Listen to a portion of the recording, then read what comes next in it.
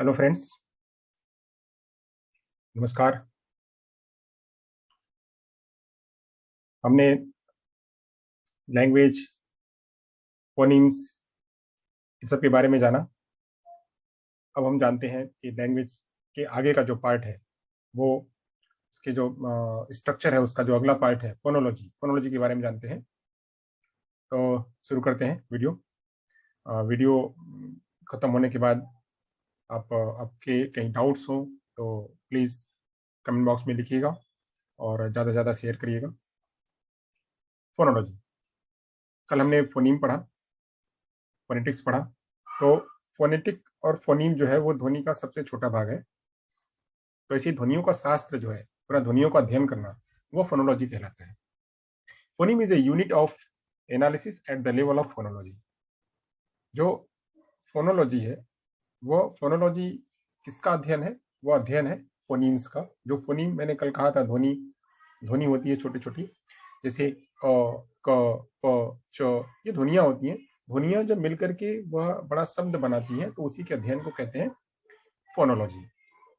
यह एक technical term है, यह टेक्निकल वर्ड है स्पीच साउंड का। कल मैंने ये भी बताया हुआ था कि स्पीच साउंड जो है वो क्या होते हैं।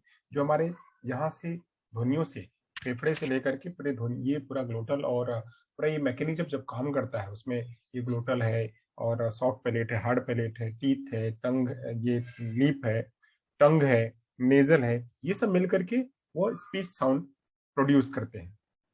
तो स्पीच साउंड जो प्रोड्यूस होता है वही फोनीम होता है और उसी के अध्ययन को पूरा जो है वो फोनोलॉजी कहते हैं। Each single speech sound which distinguish meaning is called phoneme. जब हम एक ध्वनि के अलग अलग रूपों में जब उसका अध्ययन करते हैं, जैसे क, क, क, तो ऐसे एक ही ध्वनि के अलग अलग रूपों का जब हम उसके अंदर विभेद करते हैं कि क, प, क कहां से बोला जा रहा है, प कहां से बोला जा रहा है, ट कहां से बोला जा रहा है, न कहां से बोला जा रहा है, अ कहां से बोला जा रहा है, प, म, ये सब कहां से ध्वनियां निकल रही हैं, इन सब के बीच में जो हम विभेद करते हैं, जो अंतर करते हैं, वही अंतर जो है वो फोनीम कहलाता है। उसी के रूप में एक एक ध्वनियां जो है वो जानी जाती हैं, तो फोनीम कहलाती है। इट इज वेदर, हाँ, to see whether a particular speech sound is phoneme is in language or not, it has to be seen contrast with the other phonemes. अब यह जानना कि क्या कोई पर्टिकुलर स्पीच साउंड जो है वह फोनीम है, उसमें लैंग्वेज है या नहीं, यही सब जानना। अगर कोई ध्वनि है, जैसे चिड़िया बोलती है, चिड़िया बोलती है, या फिर कोई और ध्वनियां आती हैं, तो उस ध्वनियों में, उस ध्वनियों का मीनिंग नहीं होता है, उससे लैंग्वेज नहीं बन सकती है। तो ऐसे ये जानना कि क्या उस फोनीम में कोई स्पीच साउंड है। अगर स्पीच साउंड है तो वह जो है वो फोनीम कहलाती है।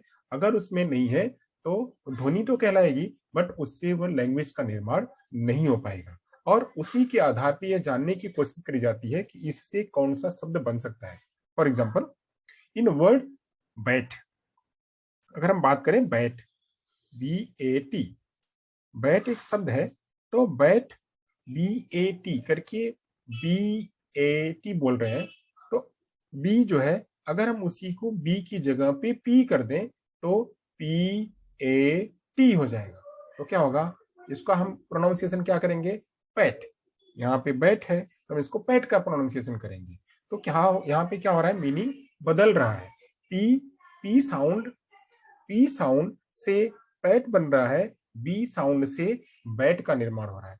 तो ऐसे ही हम इस रूप में जानने की कोशिश करते हैं कि ध्वनियां क्या है, वो ध्वनियां कैसे एक दूसरे के साथ में विभेद करती हैं। जैसे प का प्रोनाउंसिएशन, प की ध्वनि अलग, बी, ब की ध्वनि अलग। तो ऐसे ही ध्वनियों के बीच में डिस्टिंग्विश करना और उससे शब्दों का निर्माण होना, उससे भाषा का निर्माण होना ही फोनीम कहलाता है।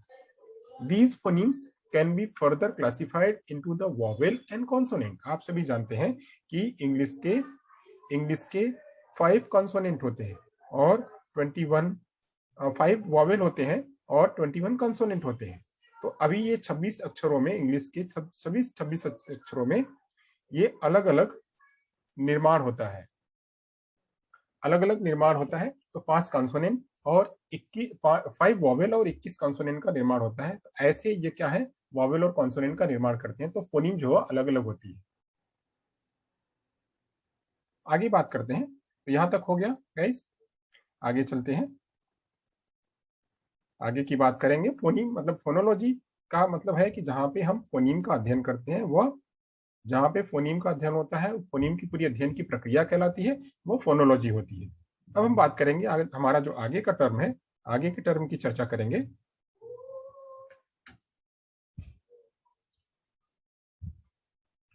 आगे का टर्म जो है उसकी चर्चा करते हैं, मॉर्फोलॉजी। मॉर्फोलॉजी क्या है? It is the study of morpheme. Morpheme मतलब शब्द, मॉर्फीम मतलब शब्द। जैसे हमने पीछे बात करी कि बैट, बैट की बात करी, तो बैट क्या है? BAT, BAT, एक फोनीम, दूसरा फोनीम और तीसरा फोनीम, ये तीनों फोनीम मिल करके एक शब्द का निर्माण किए, इसी को कहते हैं मॉर्फीम। जहां पे एक लैंग्वेज का रूप तैयार हो, जहां पे एक लैंग्वेज का रूप तैयार हो, जहां एक वर्ड का रूप तैयार हो, उसे कहते हैं morpheme. It means study of form is a language. In many language, in many language, what appear to be single form word actually turn out the contains a large number like of words elements. अब जैसे यहाँ पे एक शब्द है element, element में कितने सारे शब्द हैं? ELEMENTS। तो ऐसे इतने सारे 3 6 8 8 लेटर्स से मिलकर के एक शब्द बना। तो ऐसे 8 लेटर अलग अलग में लार्ज नंबर ऑफ लेटर्स मिल करके एक मॉर्फीम का निर्माण करते हैं। Morpheme are basically minimum meaningful unit of language. Morpheme क्या है? उससे सबसे छोटी यूनिट होती है फोनीम, सबसे छोटी फोनीम होती है, उसके ऊपर जो होता है मॉर्फीम होता है। यानी शब्द, शब्द में बहुत छोटे, अगर बहुत लार्ज नंबर ऑफ हो जाता है शब्द, तो उसको हमको ब्रेक करना पड़ता है दो भागों में। जैसे हमने बहुत बार चर्चा करी हुई है कि हिप्पोपोटामस, हिप्पोपोटामस, हिप्पोटामस जो है वो एक ही शब्द है, जबकि हम उसको ब्रेक करके कई भागों में बांटते हैं ताकि हमको रीडेबल हो। तो ऐसे ही मॉर्फीम जो है वो मॉर्फीम शब्द होता है, शब्दों में मिनिमम मीनिंग जो है, मिनिमम लेटर्स रखे जाते हैं और उसी के जरिए शब्द बनता है। और यह स्मॉलेस्ट यूनिट, ये इसका जो सबसे छोटा शब्द निकलता है। यानी हम ओवरऑल अगर हम बात करें तो क्या है, मॉर्फीम क्या है? मॉर्फीम शब्दों का रूप है। अब शब्दों का रूप है, इसी के जरिए शब्द का निर्माण होता है, शब्द का निर्माण होता है। और शब्द का निर्माण कैसे होता है? अक्षरों अक्षरों से निर्माण होता है। जैसे हमने पीछे बताया था कि BAT, तो BAT बैट, PAT पैट, तो B और P दोनों डिस्टिंग्विश हो रहे थे, दोनों एक दूसरे के साथ में अंतर हम निकाल रहे थे, तो सब मॉर्फीम की रचना बता रहे थे। वहीं अब हम अगर वो जो है वो फोनीम की रचना बता रहे थे। अब मॉर्फीम की अगर बात करें तो मॉर्फीम क्या है? वही जो फोनीम थे, BAT, B phoneme, A phoneme, T phoneme, यह तीनों मिलकर के एक मॉर्फीम का रचना किए, मॉर्फीम एक शब्द का रचना किए, और वैसे ही शब्द आगे जाकर के क्या बनता है? वह आगे जाकर के वाक्य का निर्माण करता है। तो ऐसे हमने जाना अभी, फोनीम की रचना जानी, फोनीम यानी लेटर्स, मॉर्फीम की रचना जानी, यानी मॉर्फीम जो है वो फोनीम फोनीम मिल करके मॉर्फीम का निर्माण करता है। जैसे यहाँ पे टर्न लिखा हुआ है, टर्न, TURN, TURN जो है ये मिलकर के टर्न का निर्माण होता है। तो T एक मॉर्फीम, U एक मॉर्फीम, R एक सॉरी, T एक फोनीम, U एक फोनीम, R एक फोनीम और N एक फोनीम, यह सारे फोनीम मिल करके क्या बन रहे हैं? मॉर्फीम का निर्माण कर रहे हैं। मॉर्फीम यानी शब्द रूप। आगे बात करते हैं, हम आगे चलेंगे, आगे की रचना जानेंगे। अब मॉर्फीम जो है वो मॉर्फीम दो तरीके से डिवाइड करी जाती है। मॉर्फीम के दो रूप होते हैं इंग्लिश में, एक होता है फ्री मॉर्फीम और दूसरा होता है बाउंड मॉर्फीम। जो फ्री मॉर्फीम होता है उसमें किसी प्रकार का जो है वो अलग से प्रीफिक्स या सफिक्स नहीं लगता है, कोई प्रीफिक्स या सफिक्स नहीं लगता है, बगैर प्रीफिक्स या सफिक्स के वह होता है। जैसे BOY, BOY boy, GIRL girl, इसमें WALK walk, stand, book, pen, ये सारे फ्री मॉर्फीम है। इसे इसमें किसी भी प्रकार का प्रीफिक्स या इसमें किसी प्रकार का सफिक्स नहीं लगा हुआ है। वहीं जो बाउंड मॉर्फीम होते हैं उसमें प्रीफिक्स या सफिक्स लग करके वह दूसरा शब्द बना देते हैं, या उसको जो है वह विशेषण की, एडजेक्टिव की रूप में लेके जाते हैं, या उसको उसको प्रोनाउन या फिर उसको वर्ब के रूप में लेके जाते हैं। तो जब वर्ब के रूप में लेके जाते हैं या प्रोनाउन के रूप में लेके जाते हैं या फिर उसको जो है एडजेक्टिव के रूप में लेके जाते हैं, तो वह प्रीफिक्स और सफिक्स की मदद से होता है।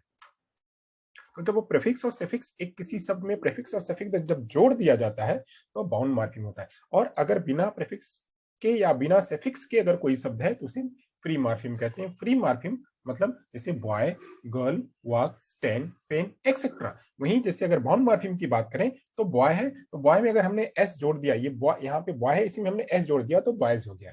अब इसमें बुक है, बुक में एस जोड़ दिया तो बुक्स हो गया। हमने स्टैंड में एस जोड़ दिया तो स्टैंड्स हो गया। वॉक में ईडी जोड़ दिया तो वॉक्ड हो गया। वॉक में आईएनजी जोड़ दिया तो वॉकिंग हो गया।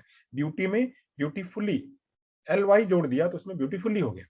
तो ऐसे जो है यह S E D I N G L Y by full etcetera, ये सब जो है फ्री मार्फिम और बाउंड मार्फिम मिल करके क्या करते हैं, जो बाउंड मार्फिम है उसमें सेफिक्स और प्रीफिक्स मिल करके उसका रूप बदल देते हैं, तो उसे हम बाउंड मार्फिम कहते हैं। तो होप फ्री मार्फिम और बाउंड मार्फिम हम लोग को समझ में आ गया होगा। आगे चलते हैं। फ्री मार्फिम क्या है? These can occur independently in a sentence. हमने अभी उसके रूप में बताया, हम इसको जो और थोड़ा सा डीप बता देते हैं।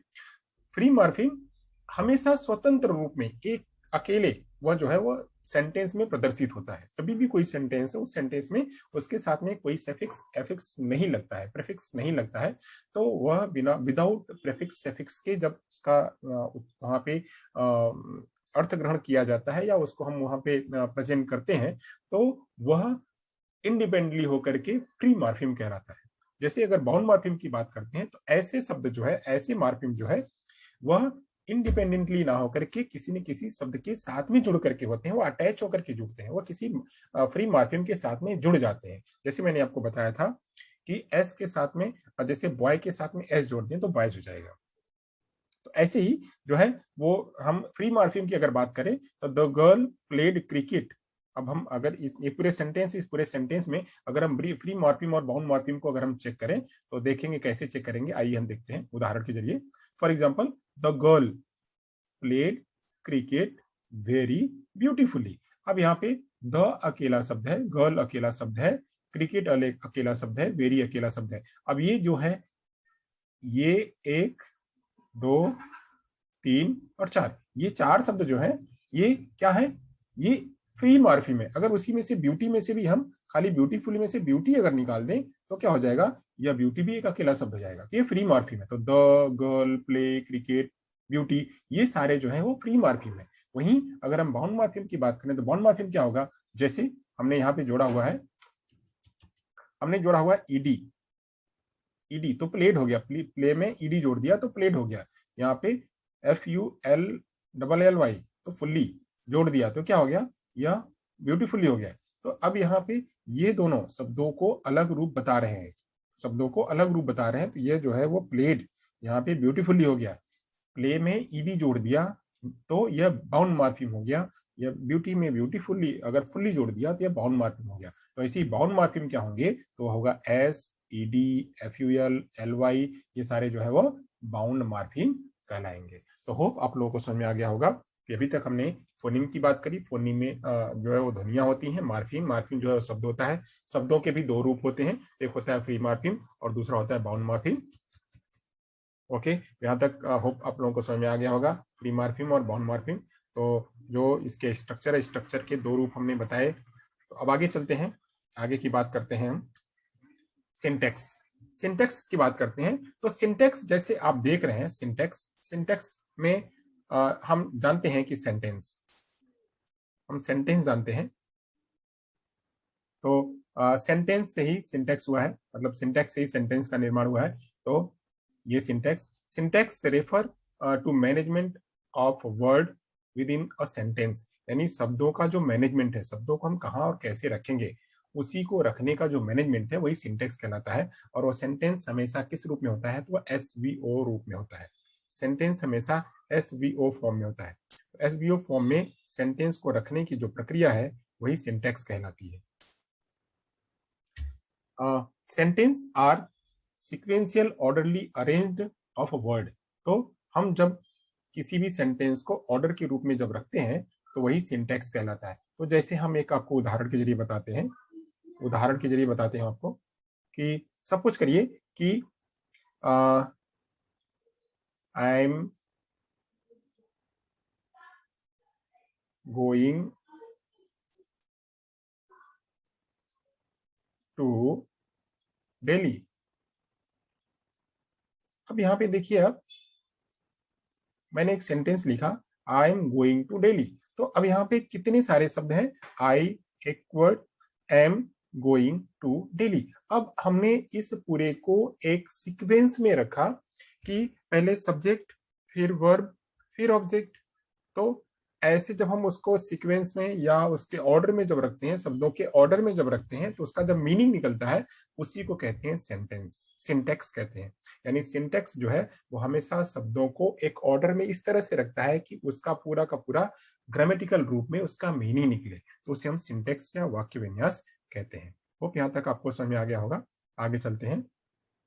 Syntax studies the way are put together, यानी जो वर्ड्स हैं, जो शब्द हैं, उनको किस तरह से अरेंज करके रखना है। जैसे मैंने एग्जांपल बताया हुआ था कि I am going to Delhi, तो आई एक, दूसरा एम, तीसरा to, I am going, going हो गया, फिर टू दिल्ली। ये जो 5 वर्ड्स हैं, इन पांचों वर्ड्स को हमने एक सीक्वेंस में रखा कि पहले सब्जेक्ट होगा, फिर उसका जो ऑक्सिलरी वर्ब होगा वो होगा, फिर वर्ब होगा और वर्ब में आईएनजी जोड़ा जाएगा, फिर उसके बाद जो है वो हमारा वो प्लेस होगा, यानी जहां पे हमको सब्जेक्ट जो हमारा जो ऑब्जेक्ट है वो ऑब्जेक्ट क्या होगा वो हमको बताना है। तो ये पूरे अरेंज में जब हम किसी बात को रखते हैं तो इसी को कहते हैं हम क्या, सिंटैक्स। तो सिंटैक्स हमें ग्रामर के रूप में, हमको सीक्वेंस के रूप में, ऑर्डर के रूप में रखने की प्रक्रिया को बताता है। Teacher wrote on the black board on in an ungrammatical sentence. The teacher wrote on the blackboard on. अब यहाँ पे देखिए, ये एक लिखा हुआ है, the teacher wrote on the blackboard on। अब एक लिखा हुआ है वाक्य। अब ये वाक्य जो है वो प्रॉपर तरीके में नहीं लिखा हुआ है। यहाँ पे teacher wrote on the black board, teacher wrote on the black board. अब यहाँ लास्ट में ऑन लिखने की कोई आवश्यकता नहीं है, तो यह अनग्रामेटिकल सेंटेंस है, यानी यह बराबर तरीके से नहीं लिखा गया है। तो इसे हम अरेंज में लिख सकते हैं, इसको सही रूप में लिख सकते हैं। तो इस सही रूप में लिखने का तरीका जो है वह सिंटैक्स कहलाता है। As the arrangement of part of speech such as verb, subject, modifier, etc. are not in proper order। जो इसमें जो हमारा जो वाक्य लिखा गया था यहाँ से, the teacher wrote on the black board on, इसमें एक द वर्ड, दूसरा टीचर वर्ड, तीसरा wrote word, on the black board on, ये सारे जो है वह किसी प्रॉपर तरीके में नहीं लिखे गए। तो यहाँ पे हमें पार्ट ऑफ स्पीच के रूप में, वर्ब के रूप में, सब्जेक्ट के रूप में, मॉडिफायर के रूप में जब हम लिखते हैं तब वह जाकर के एक ऑर्डर में आता है, और ऑर्डर में जब लिखते हैं तो वही सिंटैक्स कहलाता है। और इसी प्रकार के अध्ययन की प्रक्रिया को हम सिंटैक्स कहते हैं। तो जैसे मैंने आपको बताया था कि यहीं पे हो गया कि teacher wrote on the black board. अगर इतनी ही बात लिख जाए, खाली इतनी ही बात लिखा जाए, teacher wrote on the black board, तो यह क्या होगा, एक तरह से यह प्रॉपर वे में होगा। तो ऐसे इस प्रकार के लिखने की प्रक्रिया या इस प्रकार के अध्ययन करने की प्रक्रिया भाषा में वह सिंटैक्स कहलाता है। तो यह भी एक जो है उसका पार्ट है। ओके, आगे चलते हैं। हम आगे चलेंगे, जो हमारा हम पढ़ रहे हैं अब सिंटैक्स जो है, सिंटैक्स के अलग अलग, जैसे मैंने बताया हुआ था कि हमने मार्फिम में 2 तरीके से बताए हुए थे, फ्री मार्फिम और बाउंड मार्फिम। तो ऐसे सिंटैक्स का जब हम अध्ययन करते हैं, जब उसके कैरेक्टरिस्टिक्स, जब हम उसका स्ट्रक्चर जब हम अध्ययन करते हैं, अभी हम लैंग्वेज का स्ट्रक्चर अध्ययन कर रहे हैं, तो स्ट्रक्चर जब उसका होता है तो इसके भी रिलेशन होते हैं, या 2 तरीके से लिखा जाता है। Syntax, syntactic relation can be divided into 2 major categories. जब हम सिंटैक्स को हम प्रदर्शित करते हैं तो इसे भी हम 2 मेजर कैटेगरी में प्रदर्शित करते हैं। तो पहला जो है वो लीनियर है और दूसरा जो है वो हायरार्किकल है। तो लीनियर जो है वो बहुत ही सिंपल होता है। लीनियर जो स्ट्रक्चर होता है, लीनियर स्ट्रक्चर में कोई समस्या नहीं होती है। लीनियर स्ट्रक्चर बिल्कुल सीधा सपाट होता है, उसमें मात्र SVO फॉर्म ही लिखा जाता है। जबकि जब हम हायरार्किकल स्ट्रक्चर की बात करते हैं तो उसमें कॉम्प्लेक्सिटी बढ़ जाती है, उसमें जटिलता बढ़ जाती है। तो आइए जानते हैं लीनियर जो है वह क्या है, यानी यह लीनियर क्या है और दूसरा जो है वो हायरार्किकल क्या है, इसके बारे में चर्चा करते हैं। तो structure are simple structure with subject verb object, यानी जो हमारा लीनियर है, जो लीनियर स्ट्रक्चर है वह बिल्कुल सीधा सा होता है सब्जेक्ट वर्ब ऑब्जेक्ट के रूप में, जिसमें एस बी होता है। जैसे यहाँ पे एक एग्जांपल लिखा हुआ है कि the boy broke the window, the boy broke the window, तो द बॉय जो है वह सब्जेक्ट हो गया, ब्रोक जो है वो वर्ब हो गया, और जो विंडो है वो ऑब्जेक्ट हो गया। तो अगर हम खाली मात्र एसवीओ फॉर्म में लिख दें तो ये हमारा जो इंग्लिश में एसवीओ फॉर्म में लिखते हैं वो हिंदी में एसओवी फॉर्म में लिखते हैं। तो ये हमारा बिल्कुल सिंपल सा है, बिल्कुल लीनियर में है कि हमें सब्जेक्ट लिखना है, वर्ब लिखना है, ऑब्जेक्ट लिखना है, तो ऐसे हमने लिख दिया, तो इसे हम कहते हैं लीनियर, लीनियर सिंटेक्स स्ट्रक्चर। तो अब हम आगे चलते हैं, दूसरा एक एग्जांपल लेते हैं, Rita read the book. Rita क्या है? रीता हुआ हमारा सब्जेक्ट, रीड हुआ हमारा वर्ब, और बी बुक जो है, द बुक जो है हमारा हुआ ऑब्जेक्ट। तो एस बी ओ फॉर्म में जो हमने इसको लिखा, एस बी ओ फॉर्म में लिखने के तरीके को हम कहते हैं linear, linear structure.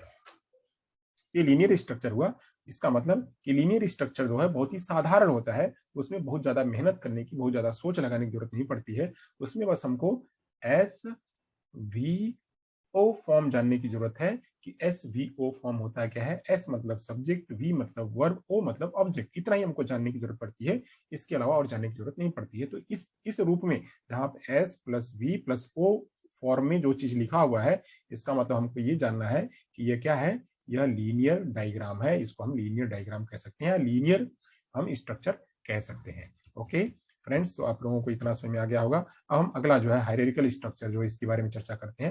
Hierarchical structure जो है वो थोड़ा सा जटिल होता है, थोड़ा सा कॉम्प्लेक्स होता है। हायरार्किकल स्ट्रक्चर आर कॉम्प्लेक्स, यह थोड़ा जटिल होता है। इसके एग्जांपल्स क्या हैं? जैसे the boy who broke the window. यहाँ पे देखिए, यहाँ पे बस इतना ही लिखा हुआ था, the boy broke the window, लड़के ने विंडो खिड़की तोड़ी। बट यहाँ पे the boy who broke the window, the boy लड़का जिसने विंडो तोड़ा, रैन अवे भाग गया, लड़का वह लड़का जिसने विंडो तोड़ा था, खिड़की तोड़ी थी, वो भाग गया। इसमें देखिए कितने सारे हैं, और यहाँ पे जो मार्फिम है वो मार्फिम कितने हैं, मार्फिम 1, मार्फिम 2, मार्फिम 3, 4, 5, 6, 7, 8, 8 मार्फिम। यानी यहाँ पे जो मार्फिम की संख्या है वह बढ़ गई है। मार्फिम की संख्या जब बढ़ जाती है और उसमें एक साथ में कई सारे वर्ब आ जाते हैं, एक साथ में कई सारे वर्ब आ जाते हैं, और एक साथ में कई सारे ऑब्जेक्ट आ जाते हैं, या एक साथ में कई सारे सब्जेक्ट आ जाते हैं, तो वह सेंटेंस जो है वो कॉम्प्लेक्स सेंटेंस हो जाता है, थोड़ा जटिल हो जाता है, वहां पे समझना हमको थोड़ा सा कठिन हो जाता है। तो जब इस प्रकार का एक स्टेप लेवल, एक एडवांस लेवल जब हमको मिल जाता है, तो उसे हम कहते हैं हायरार्किकल स्ट्रक्चर ऑफ सिंटेक्स। तो हायरार्किकल स्ट्रक्चर ऑफ सिंटेक्स जो है उसमें थोड़ी सी जटिलता आ जाती है। तो जैसे यहाँ पे द बॉय वही है, द बॉय वही है, यहाँ पे हु जोड़ दिया, यानी जिसने, द बॉय हु, बॉय को ही कहा जा रहा है कि लड़का जिसने, ब्रोक द विंडो, खिड़की को तोड़ा, रैन अवे भाग गया, लड़का जिसने खिड़की तोड़ा भाग गया। अब यहाँ पे लड़का को हमने एक हु से शब्द जोड़ा, जिसने, और फिर वो हमने जो हमारा मेन था बताना कि विंडो तोड़ा, फिर हमने वो भी बताया वो कहाँ, वो है नहीं, वो तो भाग गया। तो इस प्रकार के वाक्य को हम कहते हैं स्ट्रक्चर, हायरार्किकल स्ट्रक्चर। एक और बताते हैं, जैसे रीता रीड द बुक। अब यहाँ पे रीता रीड द बुक एकदम बिल्कुल सिंपल सा है, इसमें एस वी ओ फॉर्म ही है, रीता पुस्तक पढ़ती है। तो रीता पुस्तक पढ़ती है, इतना ही कहा गया। अब इसमें आगे बताया गया रीता। अब इसका हायरार्किकल स्ट्रक्चर क्या होगा, इसका एग्जांपल जानते हैं। रीता, रीता को अभी संबोधन किया जा रहा है कि किसके बारे में बात हो रही है, रीता, रीता। तो रीता वाइल, मतलब रीता जब पुस्तक पढ़ रही थी, Rita while reading the book, Rita जब पुस्तक पढ़ रही थी, या रीता जब पुस्तक पढ़ रही थी तो went to sleep in the chair, वह कुर्सी पर ही सो गई। रीता जब पुस्तक पढ़ रही थी कुर्सी पर ही सो गई। तो अब यहाँ पे यह पूरा संरचना बताई जा रही है, यानी रीता, यहाँ तो बताया गया Rita read the book, Rita पुस्तक पढ़ती, बट यहाँ ये बताया जा रहा है रीता जब पुस्तक पढ़ रही थी तो वह कुर्सी पर सो गई। तो ऐसे ये भी बताया जा रहा है कि यह सेंटेंस का घटना कब घट हो रही है और उसके साथ में और दूसरी घटना के साथ में उसका क्या एसोसिएशन हो रहा है। तो जब हम दूसरी घटना का एसोसिएशन भी बताते हैं तो ये थोड़ा सा एडवांस हो जाता है और इसी एडवांस की प्रक्रिया को हम कहते हैं hierarchical structure of the syntax. Okay, hope आप लोग को समझ में आ गया होगा। एक बार हम और रिपीट करते हैं। तो यहाँ पे जो सिंटैक्स है, सिंटैक्स का मतलब होता है वाक्य की संरचना, यानी अगर कोई वाक्य है, जब वाक्य बनता है तो उस वाक्य को बनाने को कहते हैं सिंटैक्स। इससे पहले वाक्य बनता कैसे है, तो फोनीम, फोनीम से शब्द का निर्माण होता है, जैसे R I T A, R एक फोनीम, आई एक फोनीम, टी एक फोनीम, ए एक फोनीम, ये फोनीम है। अब इन फोनीम से मिलकर के एक मार्फिम बना, तो एक शब्द बना। अब शब्द शब्द शब्द शब्द, चार शब्द मिलकर के वाक्य बने, इस वाक्य को ही हम कहते हैं सिंटैक्स। अब सिंटैक्स जो है वह दो कैटेगरी में डिवाइड किए जाते हैं, एक को कहते हैं लीनियर कैटेगरी और दूसरे को कहते हैं हायरार्किकल कैटेगरी। जो लीनियर कैटेगरी होती है, उस लीनियर कैटेगरी में बस मात्र तीन ही चीजें देखी जाती हैं, मात्र अंग्रेजी के तीन चीज। वह तीन चीज क्या होती हैं, वह होता है एक सब्जेक्ट, दूसरा वर्ब, तीसरा ऑब्जेक्ट। अब ये जब तीन चीजों को ध्यान में रख करके जब कोई बनता है तो इसे ही हम कहते हैं क्या, लीनियर स्ट्रक्चर। अब लीनियर स्ट्रक्चर बहुत ही सामान्य होता है, इसमें किसी प्रकार का जोर लगाने की आवश्यकता नहीं पड़ती, इसमें बहुत ज्यादा दिमाग पर प्रेशर लगा करके समझने की आवश्यकता नहीं होती है। वहीं जब हम हायरार्किकल स्ट्रक्चर की बात करते हैं तो हायरार्किकल स्ट्रक्चर में थोड़ा सा हमको दिमाग लगाने की आवश्यकता पड़ती है। क्यों? क्योंकि ये थोड़ा जटिल हो जाता है, इसमें कई सारे संबोधन आकर के जुड़ जाते हैं, कई सारे संयोजक आकर के जुड़ जाते हैं, कंजक्शन आकर के जुड़ जाते हैं, कई सारे वर्ब आकर के जुड़ जाते हैं, कई सारे ऑब्जेक्ट आकर के जुड़ जाते हैं। यानी यहाँ पे एक ही वर्ब, एक ही सब्जेक्ट, एक ही ऑब्जेक्ट ना होकर के कई सारे, यानी एक से अधिक सब्जेक्ट, एक से अधिक वर्ब, एक से अधिक ऑब्जेक्ट या कंजक्शन वर्ड भी जुड़े होने की संभावना होती है। जब ऐसे कंजक्शन आकर के जुड़ते हैं और सेंटेंस का जो लेंथ है वो जब बड़ा हो जाता है, उसे ही कहते हैं हम हायरार्किकल स्ट्रक्चर। होप आप लोगों को यहाँ तक समझ में आ गया होगा। अब बात करते हैं कि जब हम हिंदी में या इंग्लिश में बात करते हैं तो इंग्लिश का जो लीनियर स्ट्रक्चर है वो अलग होता है और हिंदी का जो लीनियर स्ट्रक्चर है वो अलग होता है। जैसे बात करते हैं इंग्लिश का जो लीनियर स्ट्रक्चर वह कैसा होगा, तो वह सीता किल्ड द रैट। तो सीता को कहेंगे क्या, सब्जेक्ट, किल्ड होगा वर्ब और रैट होगा ऑब्जेक्ट। यानी सीता ने किसको मारा, तो चूहे को मारा, सीता ने चूहे को मारा। अब यहाँ पे जब हम इसी को हिंदी में लिखते हैं तो कैसे करते हैं, तब यहाँ पे सीता तो पहले आता है, सब्जेक्ट तो पहले आता है, बट यहाँ पे ये दोनों बदल जाते हैं, यह यहाँ पहुंच जाता है और यह यहाँ पहुंच जाता है। यानी अब यहाँ पे पहले वर्ब था, अब वर्ब जो है बाद में पहुंच गया। हिंदी में वर्ब लास्ट में आता है, हिंदी में जो वर्ब है वो सबसे लास्ट में आता है, जबकि ऑब्जेक्ट पहले आता है। हिंदी में सबसे पहले सब्जेक्ट लिखते हैं यानी सीता, फिर जो ऑब्जेक्ट है ऑब्जेक्ट को लेके आते हैं यानी चूहे को, फिर उसके बाद मारा, सीता ने चूहे को मारा। तो सीता ने चूहे को मारा यहाँ पे हम थोड़ा सा बदल देते हैं, सब्जेक्ट वही रहता है जबकि ऑब्जेक्ट और वर्ब में थोड़ा सा बदलाव हो जाता है। तो इस प्रकार का हमें यह ध्यान रखना है कि जब भी हम हिंदी में बात करेंगे, वही गुजराती में भी वही होता है।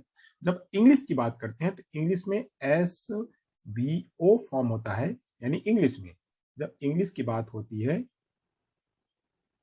इंग्लिश में, या फिर जब हिंदी में बात होती है तो हिंदी में बात होती है, तो हिंदी की बात को हम जब करते हैं तो यहाँ पे एस ओ वी फॉर्म होता है।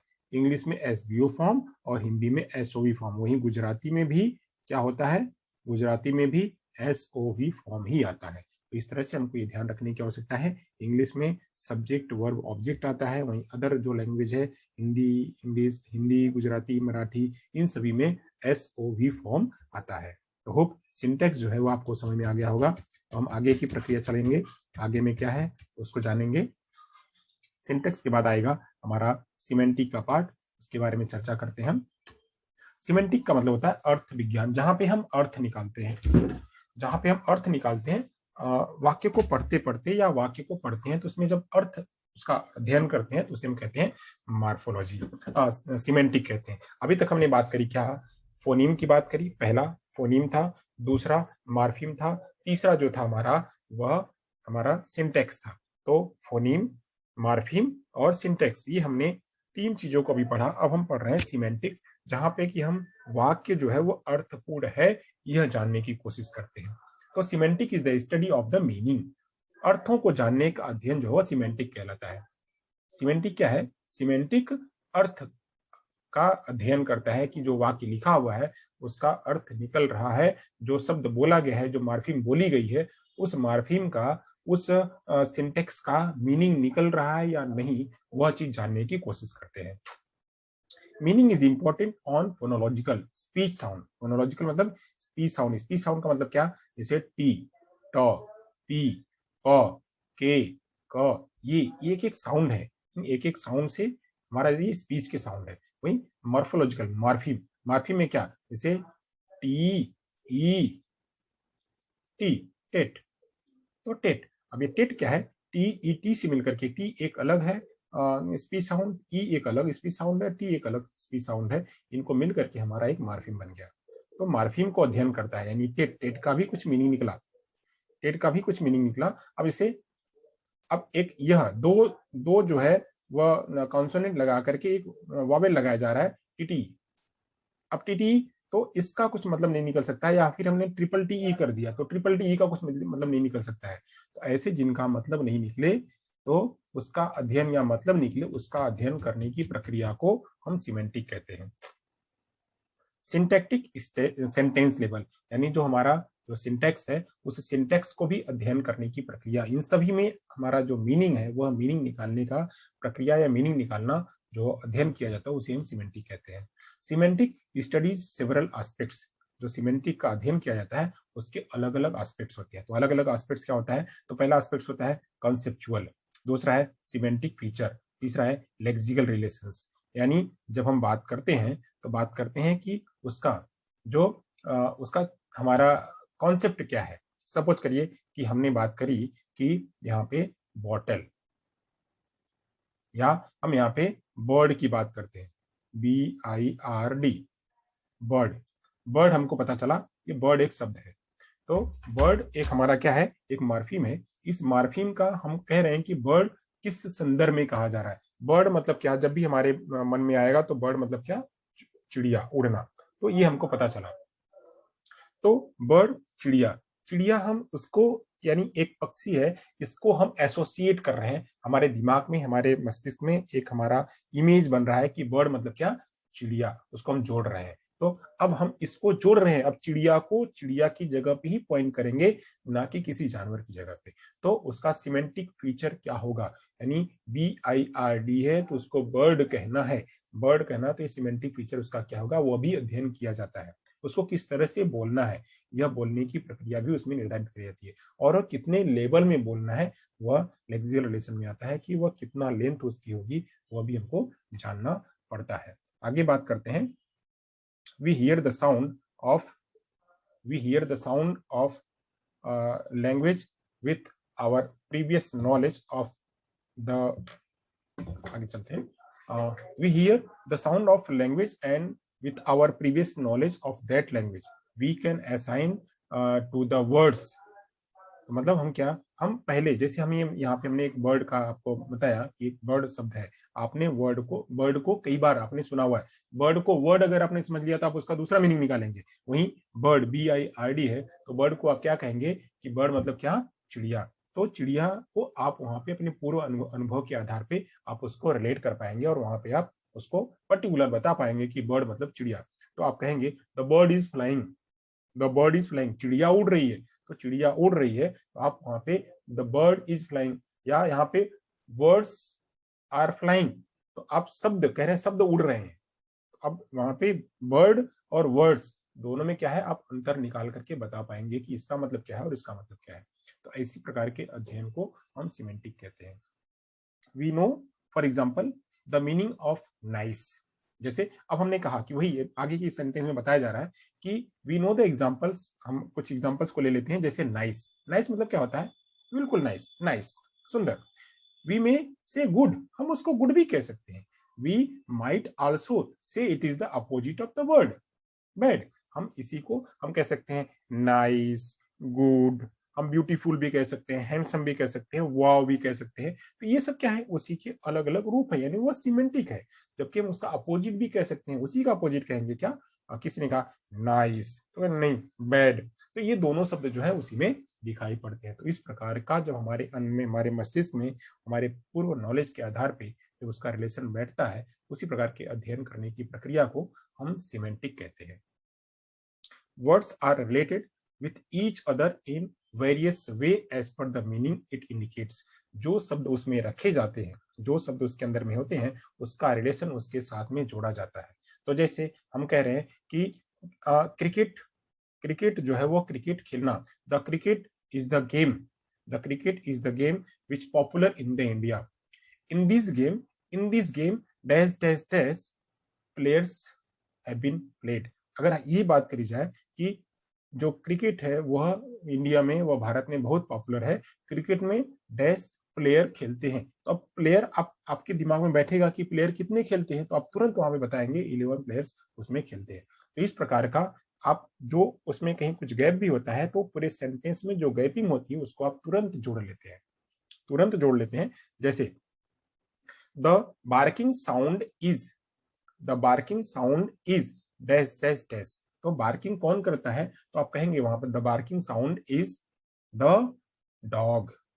इसका बार्किंग साउंड म्याऊ म्याऊ, the meow meow sound is the relate with, is the relate with. अब वहां पे आप उसको रिलेट करेंगे, म्याऊ म्याऊ कौन करता है, तो म्याऊ म्याऊ वाले शब्द को आप रिलेट करेंगे किससे, कैट से। तो इस प्रकार के साउंड को जब हम रिलेट करते हैं, जब हम अध्ययन करते हैं, तो उसे हम कहते हैं क्या, वर्ड्स। जब कभी आप सपोज करिए कि मैं एक और एक एग्जांपल बताता हूं आपको, एग्जांपल कहता हूं कि जैसे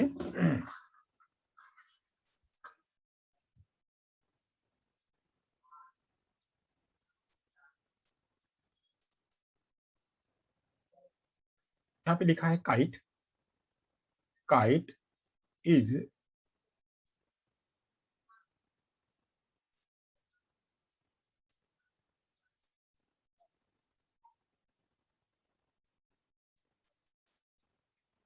kite is flying in the sky. Suppose करिए कि हमने एक वर्ड लिखा।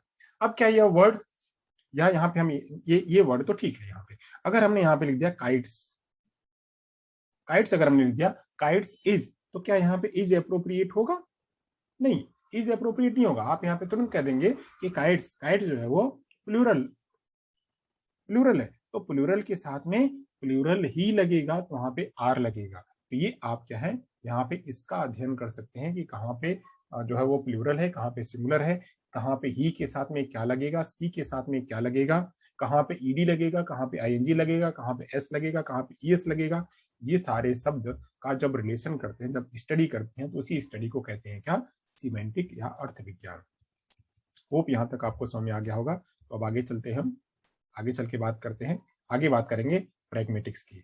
तो प्रैग्मेटिक्स की बात करेंगे। प्रैग्मेटिक्स क्या होता है, प्रैग्मेटिक्स का मतलब होता है कि एक कॉन्टेक्स्ट में, एक कॉन्टेक्स्ट में पूरी की पूरी चर्चा करना, उस कॉन्टेक्स्ट में बात कहना, बात कहना। जैसे अभी मैं पूरी चर्चा कर रहा हूँ, तो मैं बात कर रहा हूँ स्ट्रक्चर ऑफ लैंग्वेज की। तो स्ट्रक्चर ऑफ लैंग्वेज में मैंने फोनीम कहा, फोनोलॉजी कहा, मार्फीम कहा, फिर उसके बाद हमने सिंटेक्स कहा, सिमेंटिक कहा। अब मैं प्रैग्मेटिक्स की बात कर रहा हूँ, तो ये सब में क्या, लैंग्वेज का जो स्ट्रक्चर है अलग अलग, उस स्ट्रक्चर की मैं चर्चा कर रहा हूं। तो ऐसे जब एक किसी कॉन्टेक्स्ट में, जैसे हम बात करें कि गाय, गाय, किसी ने कहा कि गाय के बारे में 10 वाक्य लिखो, तो आप लिखेंगे इसका, आप पॉइंट आउट किसको करेंगे, गाय को करेंगे। मैंने कहा कि पतंग, काइट, काइट के बारे में आप कुछ लिखो, या हमने कहा कैट, कैट के बारे में कुछ लिखो, या हमने कहा स्कूल्स के बारे में कुछ लिखो, तो स्कूल के बारे में कुछ लिखो, कुछ कहो, कुछ बताओ। तो स्कूल के बारे में जब आप कुछ कहते हैं, कुछ बताते हैं, तो एक परिदृश्य के बारे में आप कुछ कहते हैं, तो उस परिदृश्य के बारे में जो कुछ कहा जाता है, या जो कुछ चर्चा करी जाती है, या जो कुछ भी लिखा जाता है, उसे कहते हैं प्रैग्मेटिक्स।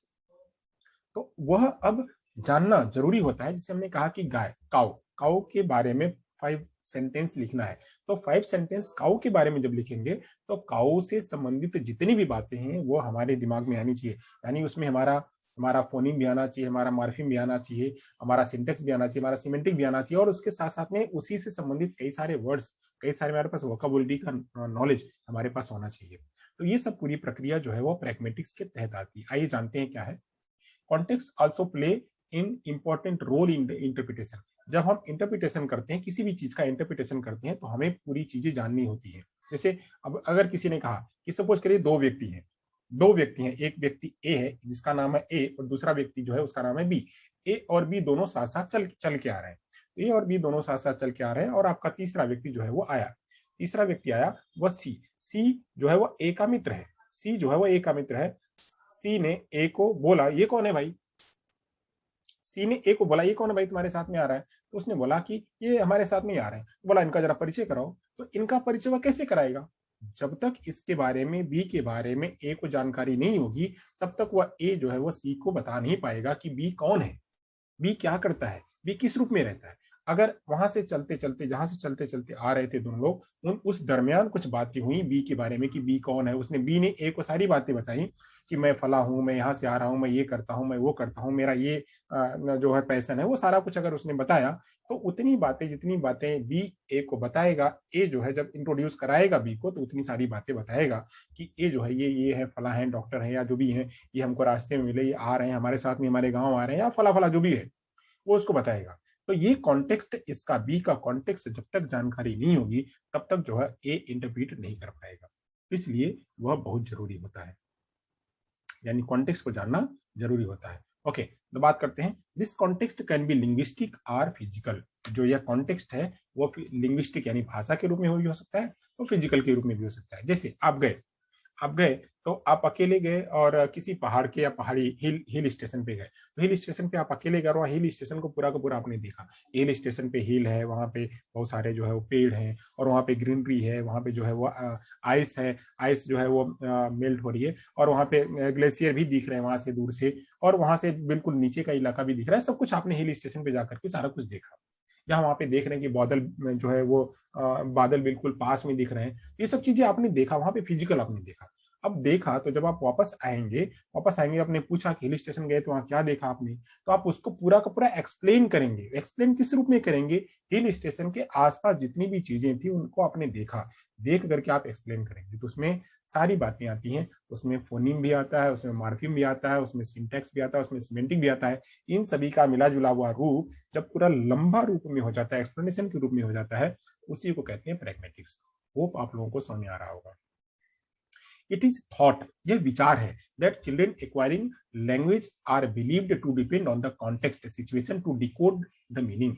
बच्चे को कहा, जैसे आप स्कूल में गए, स्कूल में है और दूसरे स्टैंडर्ड के बच्चे को आप पढ़ा रहे हैं, दूसरे स्टैंडर्ड के बच्चे को पढ़ा रहे हैं, और पढ़ाते पढ़ाते आपने बोला कि कुछ वस्तुएं, मतलब कुछ भी आपने एक्टिविटी कराई, एक्टिविटी कराने पर सपोज करो कि आपने जो है उस अपने क्लासरूम में ही बच्चों को बोला कि चलो अच्छा आज हम जो है फलों का सलाद बनाते हैं। तो फलों का सलाद बनाने के लिए आपने बताया, फलों का सलाद की आपने उसमें एप्पल ले लिया, बनाना ले लिया, गुआवा ले लिया, और ग्रेप्स ले लिए, और इतने सारे सब जो है फल ले करके आपने काटा, फलों का सलाद बना करके बच्चे को बता दिया। बच्चा फल जानता है, वो जो बेसिक है फल वो आसपास सभी मिलते हैं, तो बच्चा उस फल को जानता है। आपने बताया कि सेम ऐसे ही जो सब्जी होती है, उस सब्जी का सलाद काट करके बनाना घर पे। तो अब बच्चा आएगा घर पे, तो घर पे सब्जियां होती हैं, मम्मी बनाती है, सलाद बनाती है, तो सलाद को बच्चा जो है मम्मी को बोला कि सलाद बनाना सिखाओ हमको, या फिर मैं सलाद बनाऊंगा। वो बना करके दूसरे दिन जब वापस से गया, तो बोला, टीचर ने पूछा सलाद किसने किसने बनाया था, तो फला ने उत्तर दिया, फला ने उत्तर दिया, सभी ने उत्तर दिया कि हमने सलाद बनाया था। अब सलाद बनाने की पूरी प्रक्रिया में पूरा कॉन्टेक्स्ट बच्चे को पता हो गया है कि उसको उसमें सलाद किसका बनाना है, तो सब्जी का बनाना है। सलाद कैसे बना, तो सलाद को काटा गया, क्या क्या लगा था उसमें, कौन कौन सी सब्जी लगी थी, कैसे काटा था, क्या मिलाया था, कैसे किया था, सारी प्रक्रिया बच्चे ने जी लिया हुआ, उस कॉन्टेक्स्ट में जी लिया हुआ है। अब वो डिकोड कर सकता है, वह एक्सप्लेन कर सकता है टीचर को। तो इसी पूरी प्रक्रिया को करने को एक प्रैग्मेटिक्स में जब करा जाता है, तो वह जो है पूरा कॉन्टेक्स्ट क्रिएट होता है, वहां पे एक्सप्लेनेशन क्रिएट होता है। उसी प्रकार के अध्ययन को कहते हैं प्रैग्मेटिक्स। आगे चर्चा करते हैं। प्रैग्मेटिक्स जो है, प्रैग्मेटिक्स सिंपल है, is the study of the system that tells the listener to idea about who said what to whom how and why. यहाँ पे जो भी बात करी जा रही है, सपोज करिए कि यहाँ पे मैं आपसे चर्चा कर रहा हूँ प्रैग्मेटिक्स के बारे में। अब प्रैग्मेटिक्स आया कहाँ से, तो लैंग्वेज से आया। तो लैंग्वेज कहाँ से आया, तो लैंग्वेज में प्रैग्मेटिक्स कहाँ से आया, तो लैंग्वेज में प्रैग्मेटिक्स जो है वो लैंग्वेज का एक स्ट्रक्चर है। तो लैंग्वेज का स्ट्रक्चर समझाया जा रहा है आपको, लैंग्वेज का स्ट्रक्चर में प्रैग्मेटिक्स आपको समझाया जा रहा है। अब प्रैग्मेटिक्स को समझा कौन रहा है, मैं समझा रहा हूँ। कैसे समझा रहा हूँ, एक्सप्लेन करके समझा रहा हूँ, एग्जाम्पल के जरिए समझा रहा हूँ, और मैं एक और कई सारे चीजों का लेते हुए एक ऑनलाइन प्लेटफॉर्म पे आपको समझा रहा हूँ। तो यह कौन समझा रहा है, कैसे समझा रहा है, किस रूप में समझा रहा है, क्या समझा रहा है, क्या बता रहा है, आप लिसनर जब मेरी बातों को सुनेंगे, आपको समझ में आएगा कि ये पूरा प्रैग्मेटिक्स को इन इन एग्जांपल्स के जरिए समझाया गया। तो ऐसे ही इन सारे चीजों का जवाब प्रैग्मेटिक्स देता है कि कौन बोल रहा है, क्या बोल रहा है, कैसे बोल रहा है, किस रूप में बोल रहा है, किस लिए बोल रहा है, इन सारी चीजों का जवाब एक प्रैग्मेटिक्स देता है। जैसे एक और एग्जांपल आपको देता हूं और क्लियर हो जाएगा। सपोज करिए कि मैंने कहा कि काउ काउ पे 5 सेंटेंस लिख के लाना, मतलब गाय पे 5 वाक्य लिख के लाना। तो गाय पे आपने 5 वाक्य लिखा, तो किस पर लिखना है? गाय पर लिखना है। गाय पर क्या लिखना है? 5 वाक्य लिखने हैं। तो 5 वाक्य लिखने हैं, तो 5 वाक्यों में आप सोचेंगे क्या लिखें? तो गाय गाय की सींग होती है, गाय का मुंह होता है और गाय के पैर होते हैं, गाय दूध देती है, गाय चारा खाती है, गाय को पूजा जाता है, वगैरह वगैरह। ये आप पूरा लिखेंगे। तो गाय के बारे में लिखना। अब बात आती है क्यों लिखना, तो कैसे लिखना? तो कैसे लिखना, तो पेन पेपर पे लिख के लाना। क्यों लिखना? क्योंकि इससे गाय के बारे में आपको नॉलेज होगा। तो ये सारा पूरा जवाब जो है वो प्रैग्मेटिक्स देता है। तो होप आपको समझ में आ गया होगा। Pragmatics is the study of the use of language, यानी भाषा का प्रयोग। किसका प्रयोग? भाषा का प्रयोग। आपने भाषा सीख लिया, फोनिम के रूप में, मार्फिम के रूप में, सिंटेक्स के रूप में, सिमेंटिक के रूप में आपने भाषा सीख ली। भाषा सीख ली, अब आपको उसका उपयोग करना है। खाली रख नहीं लेना, उसका उपयोग करना है। तो आपने जान लिया कि घास होती है, दूध होता है, गाय होती है और इसको पूजा जाता है, ये सब आपने सीख लिया। अब आप इसको अप्लाई करोगे, इसको सीख करके उसको बताओगे। तो बताओगे तो ये बताने की प्रक्रिया जो है प्रैग्मेटिक्स जानने की कोशिश होती है। आगे चलते हैं। Speaker of language also modify there speech based on their knowledge of the listener. अब जैसे आप लोग यहाँ पे हैं, आप लोग सारे लोग जो है, मैं जिसको भी समझा रहा हूँ तो वो सारे लोग ऑनलाइन समझ रहे होंगे। ये वीडियो जब मैं अपलोड करूंगा तो उस टाइम पे आप सभी लोग सुनेंगे और सुन करके समझेंगे। तो यहाँ पे मैं इस तरह से समझा रहा हूँ। वहीं अगर आप सभी लोग मेरे सामने होते, या आप लोगों का लेवल, ये जो लैंग्वेज है वो लैंग्वेज थोड़ा अप का है, वो हायर लेवल का है, वहीं अगर मैं छोटे लेवल पे पहले स्टैंडर्ड या दूसरे स्टैंडर्ड के बच्चों को बताता, तो वहां पे मैं पूरा बोर्ड का इस्तेमाल करता। बोर्ड का इस्तेमाल करने के साथ साथ में मैं फ्लैश कार्ड दिखाता, मैं थोड़ा वीडियो दिखाता, मैं वहां पे थोड़ा एक्टिविटी करता, ये सारा कुछ करता करता तो मैं बच्चे के लेवल के आधार पे जाता।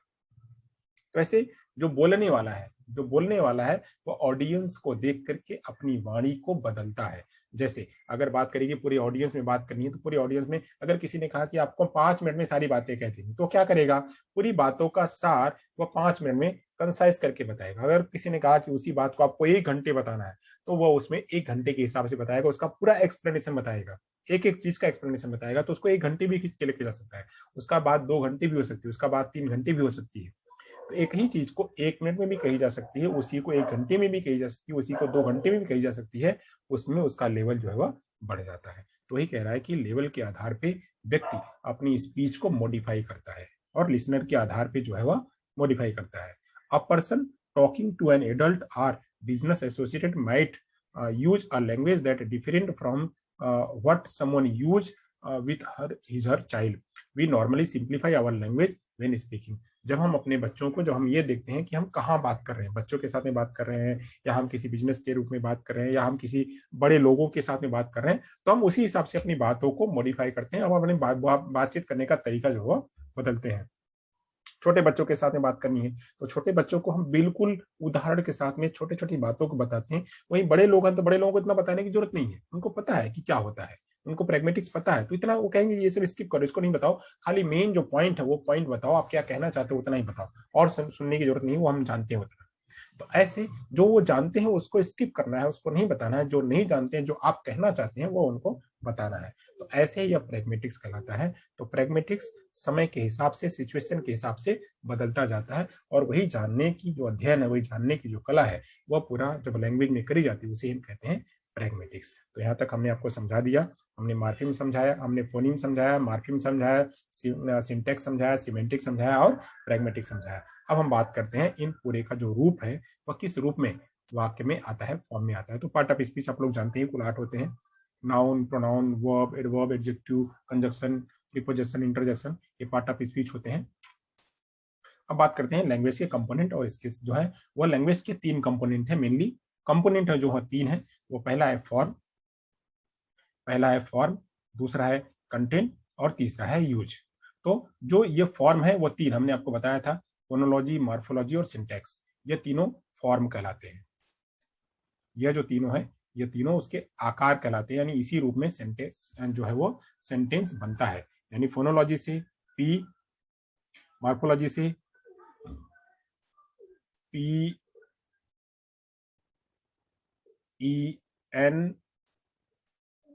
अब सिंटेक्स क्या, सिंटेक्स में दिस इज माई पेन। अब यहाँ पे देखिए यह क्या हो गया, पी एक फोनीम हो गया, यह साउंड हो गया, स्पीच हो गई, या पेन जो है कई सारे साउंड को, तीन साउंड को मिला करके एक मार्फिम हो गया, और ये फ्री मार्फिम है। अब यहाँ पे यह जो हमारा सिंटेक्स हो गया, सिंटेक्स भी क्या है, ये सिंटेक्स हमारा सिंपल सिंटेक्स यानी हमारा लीनियर सिंटेक्स है। तो इसमें हमने इसको बस एसवीओ फॉर्म में लिखा हुआ है। तो अब ये सिंटेक्स, ये सारे जो है वो इसको कहते हैं फॉर्म, यानी सेंटेंस बनता कैसे, किस रूप में बनता है, इसलिए इसको फॉर्म के रूप में कहते हैं। तो पहला फॉर्म। दूसरा, अब फॉर्म में कंटेंट कैसा होगा, यानी कंटेंट का अर्थ निकालना। अब हम अगर पेन के बारे में लिखेंगे तो पेन का आकार कैसा होगा, तो pen, this is my pen, pen, the pen is black, pen is the pen cost is whatever, जो भी है वो पेन कैसा है, पेन का दाम क्या है, पेन कितना चलेगी, पेन की ड्यूरेशन क्या है, पेन की लाइबिलिटी क्या है, वगैरह वगैरह, जो कुछ हम पेन के बारे में लिखेंगे वो पेन का कंटेंट होगा। अब पेन का यूज कहाँ लिखेंगे, तो पेन का यूज क्या है वो हम एक कॉन्टेक्स्ट में लिखेंगे कि पेन छोटे लोग कैसे इस्तेमाल करते हैं, बड़े लोग कैसे इस्तेमाल करते हैं, और पेन जो है पहले कैसे इस्तेमाल होती थी, अब कैसे इस्तेमाल हो रही है। तो जब हम इसका यूज जो है वो प्रैग्मेटिक्स कहलाता है। तो जब हम फॉर्म आता है तो फॉर्म में हम कैसे सेंटेंस का निर्माण होता है, सेंटेंस में कैसा उसका अर्थ होता है, और सेंटेंस का प्रयोग कैसे करना है, यानी लैंग्वेज का प्रयोग कैसे करना है, ये सारा कुछ हम जानते हैं। तो ये तीन रूप होते हैं, फॉर्म के रूप में, कंटेंट के रूप में, और यूज के रूप में। मैं वापस एक बार आप चर्चा कर देता हूँ, रिवीजन कर देता हूँ। जो लैंग्वेज है वह लैंग्वेज का निर्माण कैसे होता है, तो लैंग्वेज का निर्माण जो है वो फोनोलॉजी, मॉर्फोलॉजी और सिंटैक्स के रूप में होता है। अब उस लैंग्वेज का जब हम इस्तेमाल करते हैं सेंटेंस में, मीनिंगफुल में जब इस्तेमाल करते हैं, तो इस्तेमाल करने की प्रक्रिया जो है वह सिमेंटिक कहलाती है। यानी सेंटेंस एक सेंटेंस, दो सेंटेंस, तीन सेंटेंस, चार सेंटेंस के रूप में वह कंटेंट बनता है। वह कंटेंट किसी एक परिदृश्य में होता है, यानी कंटेंट ही, वह कंटेंट परिदृश्य में, अगर हम कंटेंट की बात करें तो कहना किस रूप में है, कहना छोटे लोगों के लिए, कहना बड़े लोगों के लिए, कहना कल्चर के रूप में है, या कहना कहाँ पे है, तो उस कहना, उसके आधार पे जब हम वो कंटेंट निर्माण करते हैं तो वह सब प्रैग्मेटिक्स कहलाता है। तो होप आप लोगों को इतना समझ में आ गया होगा। एक एग्जाम्पल के जरिए आपको ये तीनों चीजें मैं वापस से बता देता हूँ। सपोज करिए कि हमने जो है हमने एक एग्जाम्पल लिया कि कोविड या कोरोना। हमने कोरोना एक एग्जाम्पल लिया। अब कोरोना में हमने फॉर्म क्या समझा, तो CORONA, अलग अलग CORONA, ये हुआ हमारा क्या, फोनोलॉजी। वहीं मॉर्फोलॉजी क्या हुआ, कोरोना, पूरा का पूरा शब्द हमारा कोरोना हुआ। यहाँ पे ये खाली C+O, ये हमारा +R, ये मॉर्फोलॉजी, फोनोलॉजी हुआ। मॉर्फोलॉजी में पूरा कोरोना। अब यहाँ पे the corona is a pandemic, corona is a pandemic.